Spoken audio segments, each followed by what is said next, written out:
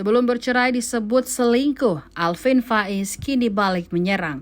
Alvin justru mengungkapkan kisah masa lalu dan menyebut mantan istrinya lah yang justru main serong. Dia menyebut jika dirinya punya sejumlah bukti kuat tentang tuduhannya itu dan mengancam akan membongkarnya. Alvin Faiz memberikan klarifikasi soal kabar yang menuduhnya melakukan perselingkuhan saat masih menjadi suami sah dari Larissa Chow. Hal itu diungkapkan Alvin melalui Instagram story-nya pada Jumat 13 Januari 2023. Kala itu Alvin membeberkan sejumlah bukti berupa tangkapan layar yang membahas soal bukti perselingkuhan. Ia mengaku sudah mengantongi bukti kuat itu sejak tahun 2017 lalu.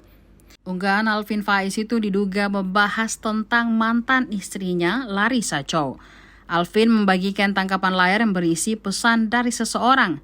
Dalam layar itu terlihat Alvin merespon dan menambahkan sebuah keterangan dalam unggahannya. Alvin Faiz menambahkan bahwa dalam minggu ini sudah ada 3 orang laki-laki yang mengaku kepadanya pernah diajak bertemu oleh mantan istrinya.